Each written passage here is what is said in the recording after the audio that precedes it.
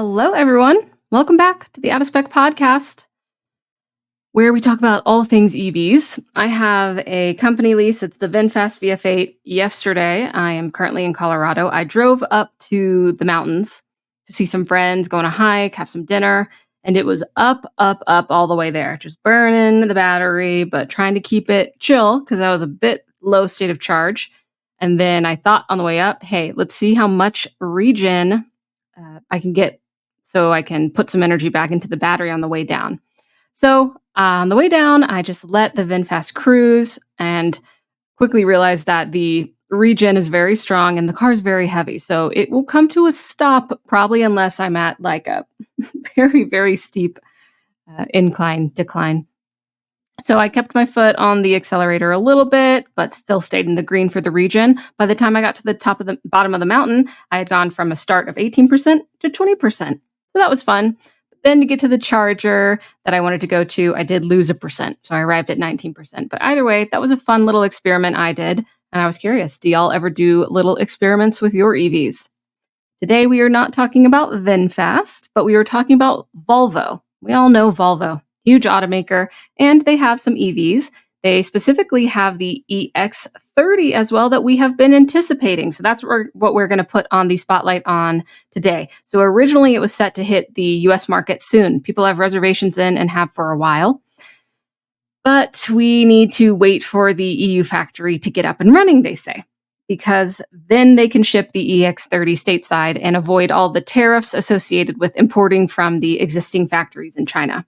Because as we know, there's been a lot of tariff talk when it comes to China and EVs and lithium-ion batteries, including those 4 EVs. So join us today to explore what Volvo is saying, what these delays are, talk more about the EX30 and why people have been reserving it, and basically how Volvo is navigating this complex landscape of international trade. Let's plug in.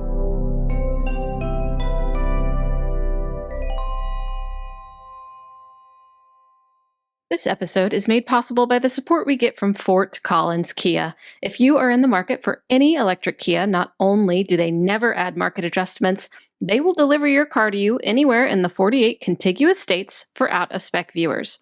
More information in the link in the show notes. Okay, a bit about the EX30.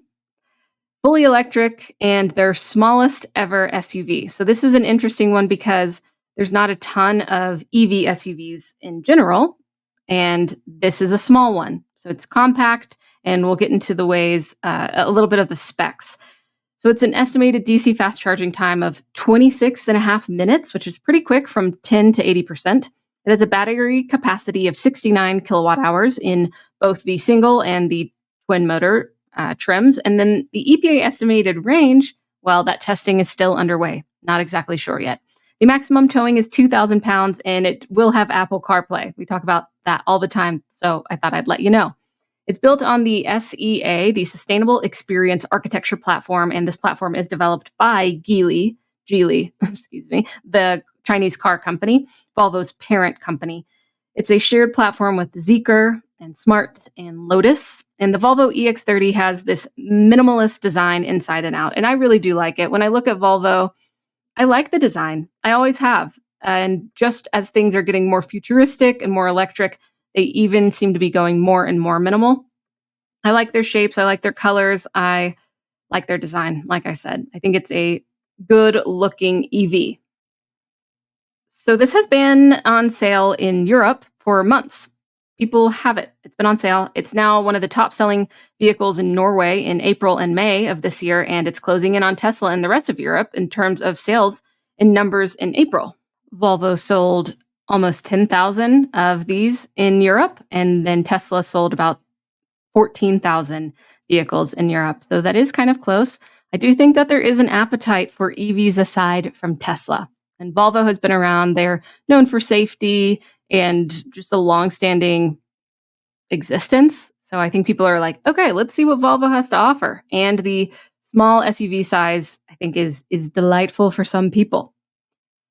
So it is delayed, though, for the US folks. And Kyle from Out of Spec has his own reservation, and we were able to see exactly what the email said to him. So I'll pull that up now as well and give you a bit of insight there.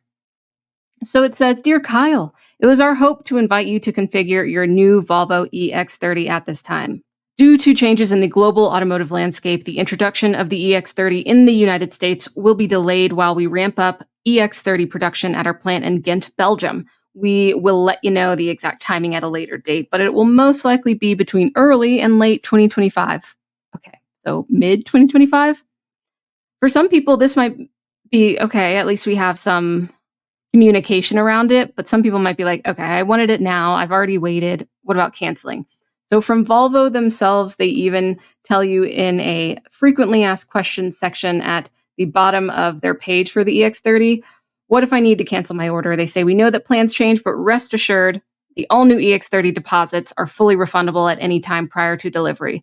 So the all-new EX30 deposits, I'm pretty sure that just means any deposit for the EX30, not necessarily new deposits. They say you just need to contact your retailer and you'll get the $500 refund to the payment method that you used. Okay, not that bad, right? If you're inconvenienced by waiting, at least you get your money back.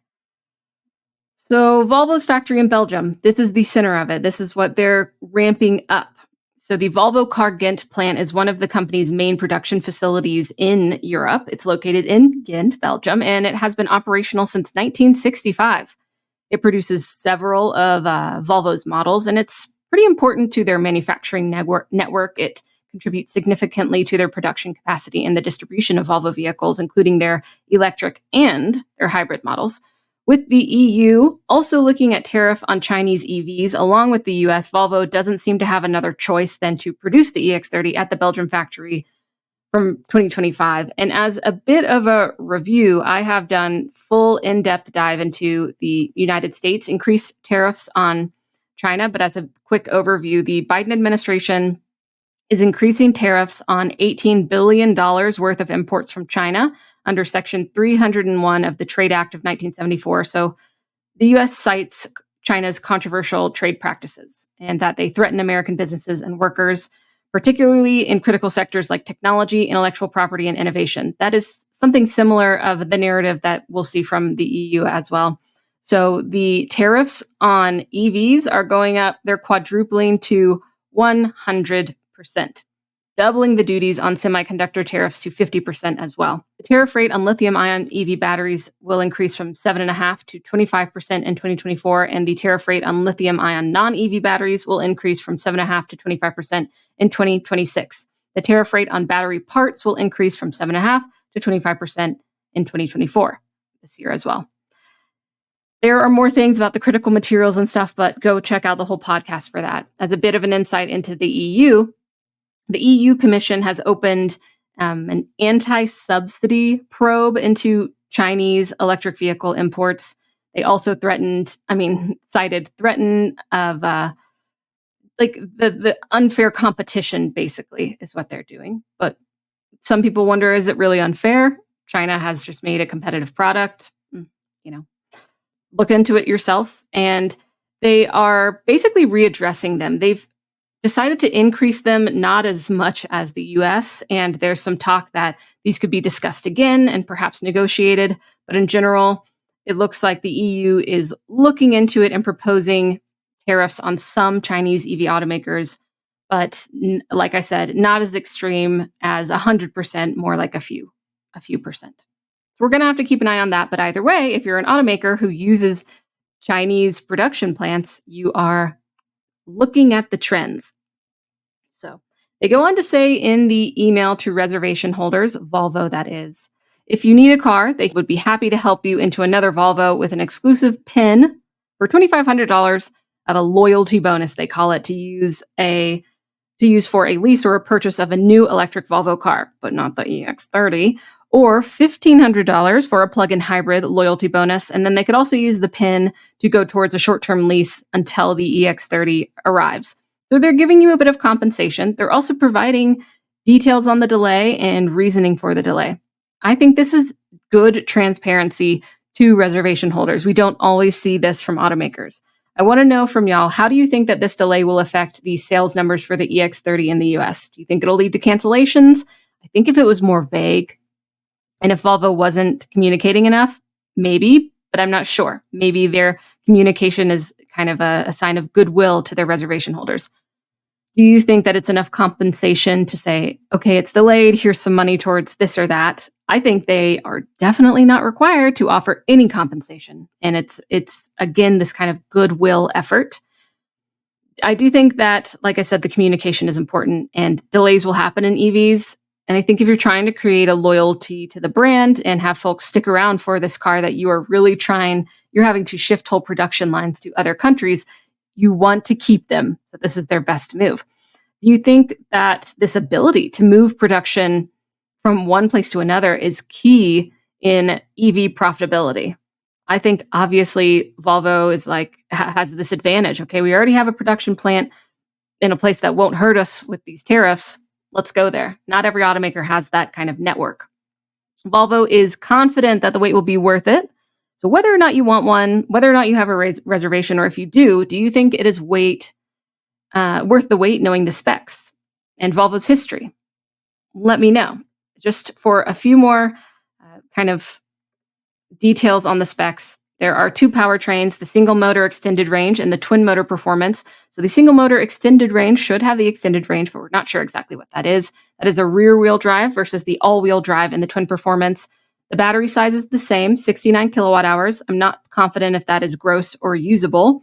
And they both have this fast DC charging, but it is 2 minutes shorter for the single motor and 28 minutes for the twin motor. So 26 and 28 minutes. For performance, it has horsepower in the single motor of 268 and horsepower in the twin motor of 422. The maximum horsepower for the single motor is 200 kilowatt hours versus 315 kilowatt hours for the twin motor.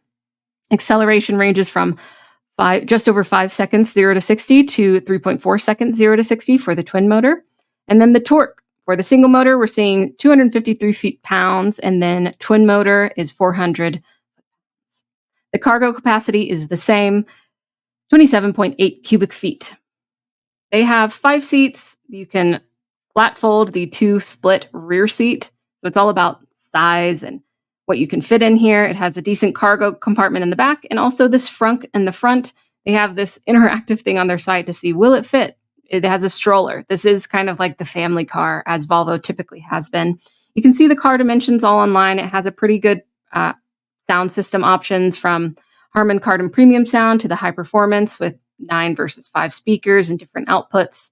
And of course, they have their C40 Recharge fully electric and their XC40 Recharge fully electric. So something that if you wanted to, you could take advantage of that loyalty points bonus if you are waiting for the EX30. Okay, let me know what y'all think. Delays are not uncommon, but how automakers are dealing with them when it comes to EVs, we've seen different strategies. What do you think about this one? Drive safe, stay charged. I'll see you next time on the next episode of the Out of Spec podcast, y'all. Bye-bye.